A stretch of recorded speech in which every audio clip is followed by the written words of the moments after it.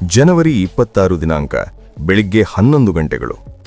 ಇಸ್ರೇಲ್ನ ನೆವಾಟಿಮ್ ಏರ್ಬೇಸ್ನಲ್ಲಿ ಒಮ್ಮೆಲೆ ಅಲಾರಂ ಧ್ವನಿಸಿತು. ಅನಿರೀಕ್ಷಿತ ಅಪಾಯ ಹತ್ತಿರ ಬರುತ್ತದೆ ಎಂದು ಸಂಕೇತ ನೀಡುತ್ತಾ ಪೈಲಟ್ಗಳು, ಸೈನಿಕರು ಒಂದು ಕ್ಷಣವೂ ತಡಮಾಡದೆ ತಮ್ಮ ಫೈಟರ್ ಜೆಟ್ಗಳ ಕಡೆಗೆ ಓಡುತ್ತಿದ್ದರು. ಏಕೆಂದರೆ ಕೆಲವೇ ನಿಮಿಷಗಳ ಹಿಂದೆಯಷ್ಟೇ ಆ ಬೇಸ್ ಮೇಲೆ ಪ್ರಪಂಚದಲ್ಲೇ ಅತ್ಯಂತ ಶಕ್ತಿಶಾಲಿ ಯುದ್ಧ ವಿಮಾನಗಳಲ್ಲಿ ಒಂದು ಹಾರಿ ಹೋಗಿತ್ತು. ಮತ್ತೊಮ್ಮೆ ಅದು ಹಿಂದಿರುಗಿ ಬರುವ ಮೊದಲು ಇಡೀ ಆಕಾಶವನ್ನು ತಮ್ಮ ಹತೋಟಿಯಲ್ಲಿಟ್ಟುಕೊಳ್ಳಬೇಕು.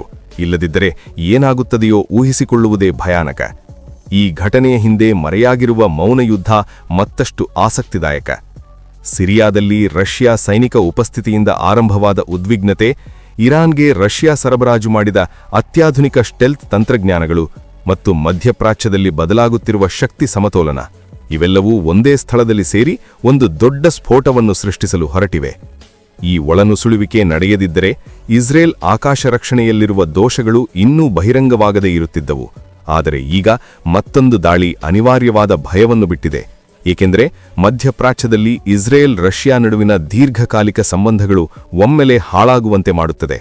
ಆದರೆ ನಿಜವಾದ ಸಮಸ್ಯೆ ಅಲ್ಲೇ ಮರೆಯಾಗಿದೆ. ಇಸ್ರೇಲ್ ಆಕಾಶ ರಕ್ಷಣಾ ವ್ಯವಸ್ಥೆ ಪ್ರಪಂಚದಲ್ಲೇ ಅತ್ಯಂತ ಬಲಿಷ್ಠವಾದದ್ದು. ಅವರ ಪ್ರಸಿದ್ಧ ಐರನ್ ಡೋಮ್ ಯಾವಾಗಲೂ ಅಪ್ರಮತ್ತವಾಗಿರುತ್ತದೆ. ಅದಕ್ಕೆ ಸೇರಿದ ಅತ್ಯಾಧುನಿಕ 5ನೇ ತಲೆಮಾರಿನ ರಾಡಾರ್ ವ್ಯವಸ್ಥೆ. ಈ ರಾಡಾರ್ಗಳು 400 ಕಿಲೋಮೀಟರ್ಗಳ ದೂರದಲ್ಲಿರುವ ಯಾವುದೇ ಗುರಿಯನ್ನು ಗುರುತಿಸಬಲ್ಲವು, ಸಣ್ಣ ಡ್ರೋನ್ಗಳನ್ನು ಸಹ. ಐರನ್ ಡೋಮ್ ಒಂದೇ ಸಮಯದಲ್ಲಿ 2 ಗುರಿಗಳನ್ನು ಲಾಕ್ ಮಾಡಿ 50ಕ್ಕಿಂತ ಹೆಚ್ಚು ಗುರಿಗಳ ಮೇಲೆ ಏಕಕಾಲದಲ್ಲಿ ದಾಳಿ ಮಾಡುವ ಸಾಮರ್ಥ್ಯ ಹೊಂದಿದೆ. ಆದರೆ ಈ ವ್ಯವಸ್ಥೆ ಮುಖ್ಯವಾಗಿ ಕಡಿಮೆ ದೂರದ ರಾಕೆಟ್ಗಳು ಮತ್ತು ಕ್ಷಿಪಣಿಗಳ ಮೇಲೆ ರೂಪಿಸಲಾಗಿದೆ. ಸ್ಟೆಲ್ತ್ ತಂತ್ರಜ್ಞಾನದೊಂದಿಗೆ ಬರುವ ಅತ್ಯಾಧುನಿಕ ಫೈಟರ್ ಜೆಟ್ಗಳು ಇದನ್ನು ಮೋಸ ಮಾಡಬಲ್ಲವು, ರಾಡಾರ್ ಸಿಗ್ನಲ್ಗಳನ್ನು ಗ್ರಹಿಸದಂತೆ ಮಾಡುತ್ತವೆ. ಮತ್ತು ಇರಾನ್ ಕ್ಷಿಪಣಿ ದಾಳಿಗಳಲ್ಲಿಯೂ ಐರನ್ ಡೋಮ್ ಓವರ್ಲೋಡ್ ಆಗಿರುವ ಸಂದರ್ಭಗಳಿವೆ. ಅಂದರೆ ಸ್ಟೆಲ್ತ್ ವಿಮಾನಗಳು ಮತ್ತಷ್ಟು ಅಪಾಯಕಾರಿಗಳು, ಏಕೆಂದರೆ ಅವು ರಾಡಾರ್ ಕ್ರಾಸ್ ಸೆಕ್ಷನ್ ಅನ್ನು ಕಡಿಮೆ ಮಾಡಿ ಅದೃಶ್ಯವಾಗಿ ಬದಲಾಗುತ್ತವೆ. ಇಷ್ಟು ಬಲವಾದ ರಕ್ಷಣೆ ಇದ್ದರೂ ಸಹ ಆ ಯುದ್ಧ ವಿಮಾನ ಹೇಗೆ ಸುಲಭವಾಗಿ ಒಳನುಗ್ಗಿತು? ರಾಡಾರ್ ಅಧಿಕಾರಿಗಳ ಮನಸ್ಸಿನಲ್ಲಿ ಈ ಪ್ರಶ್ನೆಯೇ ತಿರುಗುತ್ತಿತ್ತು. ರಾಡಾರ್ ಕೊಠಡಿಯಲ್ಲಿ ತೀವ್ರ ಚರ್ಚೆಗಳು. ಕಣ್ಣುಗಳು ಸ್ಕ್ರೀನ್ಗಳ ಮೇಲೆಯೇ. ವಿಮಾನ ಒಂದು ಬಾರಿ ಕಾಣಿಸುತ್ತಿದೆ, ಮುಂದಿನ ಕ್ಷಣವೇ ಮಾಯವಾಗುತ್ತಿದೆ. ಕೆಲವು ಸಮಯದ ಆಳವಾದ ವಿಶ್ಲೇಷಣೆಯ ನಂತರ ಒಬ್ಬ ಅಧಿಕಾರಿ ನಿಶ್ಚಿತವಾಗಿ ಹೇಳಿದರು, ಇದು ಸಾಮಾನ್ಯ ವಿಮಾನವಲ್ಲ, ರಷ್ಯಾ ನಿರ್ಮಿತ ಅತ್ಯಾಧುನಿಕ ಸ್ಟೆಲ್ತ್ ಫೈಟರ್ ಜೆಟ್. ಅప్పుడు ಎಲ್ಲರ ಮನಸ್ಸಿನಲ್ಲಿ ಒಂದೇ ಪ್ರಶ್ನೆ, ರಷ್ಯಾ ಏಕೆ ಇಸ್ರೇಲ್ ಆಕಾಶದಲ್ಲಿ ಹೀಗೆ ಒಳನುಸುತ್ತಿದೆ?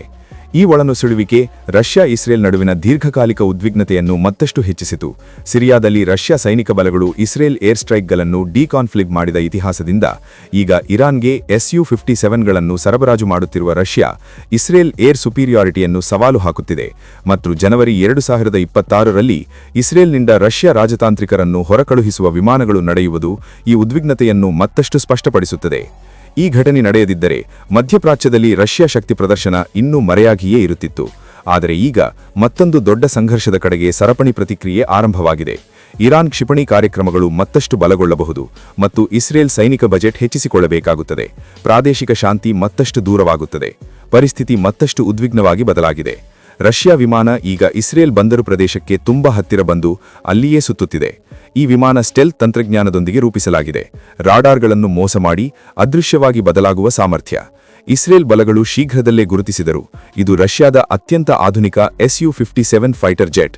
ಈ ವಿಮಾನ ಅಮೆರಿಕದ ಆಧುನಿಕ XU ರಾಡಾರ್ ವ್ಯವಸ್ಥೆಗಳನ್ನು ಮೋಸ ಮಾಡಬಲ್ಲದು ಎಂದು ತಜ್ಞರು ಹೇಳುತ್ತಾರೆ.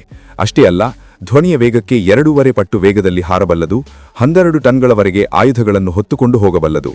Su-57 ಉಕ್ರೇನ್ ಯುದ್ಧದಲ್ಲಿ ಏರ್ ಡಿಫೆನ್ಸ್ ಸಪ್ರೆಷನ್ ಮತ್ತು ಹೈಪರ್ಸಾನಿಕ್ ಕ್ಷಿಪಣಿಗಳನ್ನು ಪ್ರಯೋಗಿಸಿದ ಇತಿಹಾಸವಿದೆ. ಅದರ ಸೂಪರ್ ಮನೂವರಬಿಲಿಟಿ ಮತ್ತು ಥ್ರಸ್ಟ್ ವೆಕ್ಟರಿಂಗ್ ಎಂಜಿನ್ಗಳು ಡಾಗ್ ಫೈಟ್ಗಳಲ್ಲಿ F-35ಗಳನ್ನು ಸೋಲಿಸಬಲ್ಲವು. ಆದರೆ ಸ್ಟೆಲ್ತ್ ರೇಟಿಂಗ್ನಲ್ಲಿ F-35 ಮುಂದಿದೆ ಮತ್ತು Su-57ಗಳು ಹಿಂದಿನಲ್ಲಿ ಡ್ರೋನ್ ದಾಳಿಗಳಲ್ಲಿ ಹಾನಿಯಾಗಿರುವ ಸಂದರ್ಭಗಳಿವೆ. ಈ ಘಟನೆ ತಕ್ಷಣ ಇಸ್ರೇಲ್ ಸೈನಿಕ ಅಲರ್ಟ್ ಅನ್ನು ಹೆಚ್ಚಿಸಿತು ಮತ್ತು ಮಧ್ಯಪ್ರಾಚ್ಯ ದೇಶಗಳಲ್ಲಿ ಏರ್ ಡಿಫೆನ್ಸ್ ಅಪ್ಗ್ರೇಡ್ಗಳಿಗೆ ದಾರಿ ಮಾಡಿತು. ಇದು ನಡೆಯದಿದ್ದರೆ ರಷ್ಯಾ ಇರಾನ್ನೊಂದಿಗಿನ ಕಾಂಟ್ರಾಕ್ಟ್ಗಳು ರಹಸ್ಯವಾಗಿಯೇ ಉಳಿಯುತ್ತಿದ್ದವು. ಆದರೆ ಈಗ ಆ ಸರಬರಾಜುಗಳು ಬಹಿರಂಗವಾಗಿ ಮತ್ತೊಂದು ಆಯುಧ ರೇಸ್ ಆರಂಭವಾಗುತ್ತದೆ. ಇಸ್ರೇಲ್ ಆಕಾಶ ಆಧಿಪತ್ಯ ಮತ್ತಷ್ಟು ಒತ್ತಡಕ್ಕೆ ಸಿಲುಕುತ್ತದೆ. ಐರನ್ ಡೋಮ್ ಸರಿಯಾಗಿ ಗುರುತಿಸಲಿಲ್ಲವಾದರೂ ಇಸ್ರೇಲ್ ಕೈಕಟ್ಟಿಕೊಂಡು ಕುಳಿತಿರಲಿಲ್ಲ. ತಕ್ಷಣ 2 ಅತ್ಯಂತ ಆಧುನಿಕ F-35 ಯುದ್ಧ ವಿಮಾನಗಳನ್ನು ಆಕಾಶಕ್ಕೆ ಕಳುಹಿಸಿದರು. ಈ F-35ಗಳು ಮುಖ್ಯವಾಗಿ ಸ್ಟೆಲ್ತ್ ವಿಮಾನಗಳನ್ನು ಎದುರಿಸಲು ರೂಪಿಸಲಾಗಿದೆ. ಆದರೆ Su-57 ಸಹ ಬುದ್ಧಿವಂತವಾದದ್ದು. ಅದರ ಸೆನ್ಸರ್ಗಳು 200 ಕಿಲೋಮೀಟರ್ಗಳ ದೂರದಲ್ಲೇ ಶತ್ರುವನ್ನು ಗುರುತಿಸಬಲ್ಲವು. ರಷ್ಯಾ ಪೈಲಟ್ ತನ್ನ ಕಡೆಗೆ 2 ವಿಮಾನಗಳು ಬರುತ್ತಿರುವುದನ್ನು ಗ್ರಹಿಸಿ ತಕ್ಷಣ ಸ್ಥಳ ಬದಲಿಸಿ ಬಂದರು ಉತ್ತರ ತುದಿಯ ಕಡೆಗೆ ಓಡಿದರು. ಆದರೆ ಒಂದು F-35 ನೇರವಾಗಿ ಮುಂದೆ ಬಂದು ಅಡ್ಡಗಟ್ಟಿತು. ಸಾಮಾನ್ಯವಾಗಿ ಇಂತಹ ಸಮಯದಲ್ಲಿ ವಿಮಾನಗಳು ವೇಗವಾಗಿ ತಪ್ಪಿಸಿಕೊಳ್ಳುತ್ತವೆ. ಆದರೆ ಇಸ್ರೇಲ್ ಪೈಲಟ್ಗಳು ಗಮನಿಸಿದರು, Su-57 ಭಯಪಡುತ್ತಿಲ್ಲ, ಉದ್ದೇಶಪೂರ್ವಕವಾಗಿ ನಿಧಾನವಾಗಿ ಚಲಿಸುತ್ತಿದೆ. ಏನು ನಡೆಯಲಿದೆಯೋ ಯಾರಿಗೂ ಗೊತ್ತಿಲ್ಲ. ಈ ಬದಲಾವಣೆ ತಕ್ಷಣ ಇಸ್ರೇಲ್ ಗುಪ್ತಚಾರವನ್ನು ಅಲರ್ಟ್ ಮಾಡಿತು ಮತ್ತು ಮಧ್ಯಪ್ರಾಚ್ಯದಲ್ಲಿ ರಷ್ಯಾ-ಇರಾನ್ ಮೈತ್ರಿ ಮತ್ತಷ್ಟು ಬಲಗೊಳ್ಳಲು ದಾರಿ ಮಾಡಿತು. ಇದು ನಡೆಯದಿದ್ದರೆ ಇಸ್ರೇಲ್ ಆಕಾಶ ಆಧಿಪತ್ಯ ಇನ್ನೂ ಸುರಕ್ಷಿತವಾಗಿರುತ್ತಿತ್ತು. ಆದರೆ ಈಗ ಮತ್ತೊಂದು ಉದ್ವಿಗ್ನತೆ ಅನಿವಾರ್ಯವಾಗುತ್ತದೆ. ರಷ್ಯಾ ಶಕ್ತಿ ಪ್ರದರ್ಶನ ಮತ್ತಷ್ಟು ತೀವ್ರವಾಗುತ್ತದೆ. ರಷ್ಯಾ ಪೈಲಟ್ ತನ್ನನ್ನು ಲಾಕ್ ಮಾಡಲು ಪ್ರಯತ್ನಿಸುತ್ತಿರುವುದನ್ನು ಗ್ರಹಿಸಿ ಕ್ಷಣಗಳಲ್ಲಿ ಒಂದು ಕ್ಷಿಪಣಿಯನ್ನು ಸಿದ್ಧಪಡಿಸಿಬಿಟ್ಟರು, ಎಚ್ಚರಿಕೆಯಂತೆ, ದಾಳಿ ಮಾಡದೆ. ಆನಂತರ ದೂರಕ್ಕೆ ತಪ್ಪಿಸಿಕೊಳ್ಳಲು ಆರಂಭಿಸಿದರು. ಈ ಪ್ರಕ್ರಿಯೆಯಲ್ಲಿ ರಷ್ಯಾ ವಿಮಾನ ತುಂಬಾ ಕೀಲಕ ಮಾಹಿತಿಯನ್ನು ಸಂಗ್ರಹಿಸಿತು. ಅದರ ಅತ್ಯಾಧುನಿಕ ಸೆನ್ಸರ್ಗಳು ಶತ್ರು ರಾಡಾರ್, ಡಿಫೆನ್ಸ್ ವ್ಯವಸ್ಥೆ, ಫ್ರೀಕ್ವೆನ್ಸಿಗಳು, ಸೈನಿಕ ರಹಸ್ಯಗಳನ್ನು ಸ್ಕ್ಯಾನ್ ಮಾಡುತ್ತವೆ.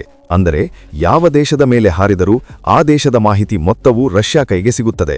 ಕ್ಷಿಪಣಿ ಸಿದ್ಧಪಡಿಸಿದ್ದರಿಂದ ಇಸ್ರೇಲ್ ಸೆನ್ಸರ್ಗಳು ಅದನ್ನು ಉತ್ತಮವಾಗಿ ಟ್ರ್ಯಾಕ್ ಮಾಡಿದವು. ಅప్పుడు ತಕ್ಷಣ ನಿರ್ಣಯ, ಇನ್ನು ಕಾಯುವುದು ಸಾಧ್ಯವಿಲ್ಲ. 2 ಕ್ಷಿಪಣಿಗಳು Su-57 ಕಡೆಗೆ ಧುಮುಕಿದವು. ರಷ್ಯಾ ಪೈಲಟ್ಗೆ ಗೊತ್ತು, ಗಡಿ ದಾಟಿದಲೇ ಕ್ಷಿಪಣಿಗಳು ಏನೂ ಮಾಡಲಾರವು. ಆದರೆ ಈ ಕ್ಷಿಪಣಿಗಳು ಅತ್ಯಾಧುನಿಕವಾದವು. ಶತ್ರುವನ್ನು ಲಾಕ್ ಮಾಡಿ ಹಿಂಬಾಲಿಸುತ್ತವೆ. ತಪ್ಪಿಸಿಕೊಳ್ಳುವುದು ಅಸಾಧ್ಯ. ಲಾಕ್ನಿಂದ ಹೊರಬರದಿದ್ದರೆ ಅಪಾಯ ತಪ್ಪದು ಎಂದು ಅವರು ಗ್ರಹಿಸಿದರು.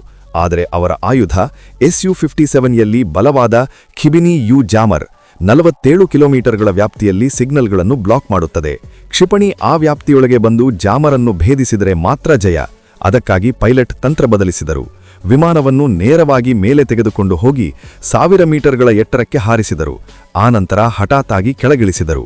ಈ ಆಕಸ್ಮಿಕ ಬದಲಾವಣೆ ಕ್ಷಿಪಣಿ ಸೆನ್ಸರ್ಗಳನ್ನು ಗೊಂದಲಕ್ಕೀಡು ಮಾಡಿತು. ಆ ಅವಕಾಶದೊಂದಿಗೆ Su-57 ಗಡಿ ದಾಟಿ ಸುರಕ್ಷಿತವಾಗಿ ತಪ್ಪಿಸಿಕೊಂಡಿತು. ಈ ಘಟನೆಯ ನಂತರ ಪ್ರಪಂಚ ರಾಜಕೀಯ ವಲಯಗಳಲ್ಲಿ ದೊಡ್ಡ ಚರ್ಚೆಗಳು ಆರಂಭವಾದವು. ವಿಶ್ಲೇಷಕರು ಹೇಳುತ್ತಿದ್ದಾರೆ, ರಷ್ಯಾ ತನ್ನ ಶಕ್ತಿಯನ್ನು ಪ್ರದರ್ಶಿಸಲು ಉದ್ದೇಶಿಸಿ ಮಾಡಿದ್ದು. ಆಶ್ಚರ್ಯಕರವೆಂದರೆ ಇಸ್ರೇಲ್ನಿಂದ ಇದುವರೆಗೂ ಅಧಿಕೃತ ಪ್ರಕಟಣೆ ಇಲ್ಲ. ಆದರೆ ಇಂತಹವು ಮತ್ತೆ ನಡೆದರೆ ಇಸ್ರೇಲ್ ರಷ್ಯಾ ಸಂಬಂಧಗಳು ಹಾಳಾಗಿ ಪ್ರಾದೇಶಿಕ ಶಾಂತಿಗೆ ಅಪಾಯ ಬರಬಹುದು. ಈ ಘಟನೆ ತಕ್ಷಣ ಇಸ್ರೇಲ್ ಸೈನಿಕ ವ್ಯವಸ್ಥೆಗಳಲ್ಲಿ ಸ್ವಯಂ ಪರಿಶೀಲನೆಯನ್ನು ಉತ್ತೇಜಿಸಿತು ಮತ್ತು ರಷ್ಯಾ ಇರಾನ್ಗೆ ಹೆಚ್ಚು Su-57ಗಳನ್ನು ಸರಬರಾಜು ಮಾಡುವ ಸಾಧ್ಯತೆಗಳು ಹೆಚ್ಚಿದವು. ಇದು ನಡೆಯದಿದ್ದರೆ ಮಧ್ಯಪ್ರಾಚ್ಯ ಏರ್ ಬ್ಯಾಲೆನ್ಸ್ ಸ್ಥಿರವಾಗಿರುತ್ತಿತ್ತು. ಆದರೆ ಈಗ ಮತ್ತೊಂದು ಯುದ್ಧದ ಕಡೆಗೆ ದೇಶಗಳು ಸಿದ್ಧವಾಗುತ್ತಿವೆ.